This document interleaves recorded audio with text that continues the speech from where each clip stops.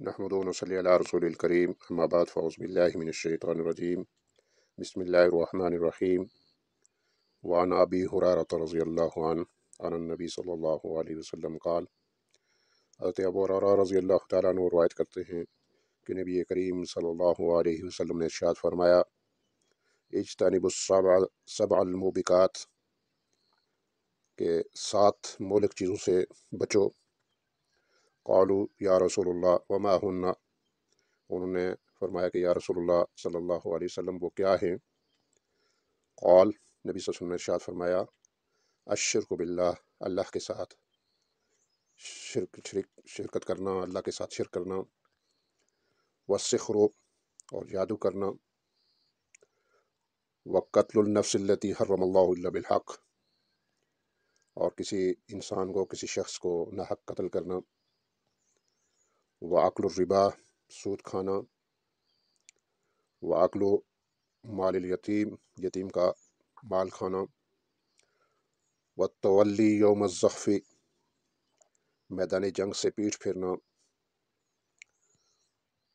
وقذف المحسنات المؤمنات الغافلات، اور کسی مومنہ پاک دامن پر تہمت لگانا۔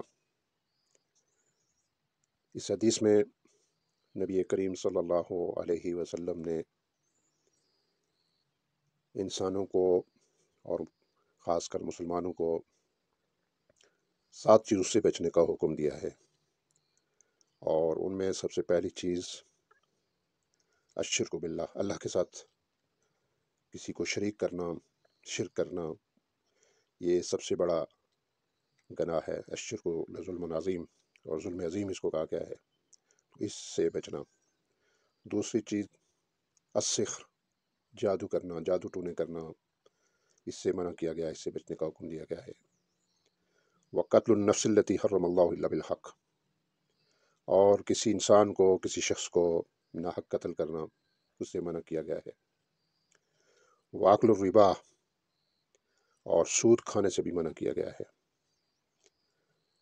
وأکل مال الیتیم، اور یتیم کا مال کھانے سے بھی منع کیا گیا ہے، اجتناب کرنے کا حکم دیا گیا ہے۔ والتولی یوم الزحف، جب کوئی انسان، کوئی مسلمان میدان جہاد میں ہو اور ایک مارکہ درپیش ہو، تو اس وقت وہ ثابت قدمی کا مظاہرہ کرے، اس وقت وہ پیٹھ نہ پھیرے، تو یہ میدان جنگ سے پیٹھ پھیرنے سے بھی منع کیا گیا ہے۔ اور 7ویں بات وقذف المحسنات المؤمنات الغافلات، کسی پاک دامن مومن عورت پر تہمت لگانے سے بھی منع کیا گیا ہے۔ تو بس اللہ سے دعا ہے کہ اللہ تعالیٰ ہمیں ان 7 مہلک چیزوں سے ہمیں بچنے کی توفیق عطا فرمائے۔ وآخر دعوانا الحمدللہ۔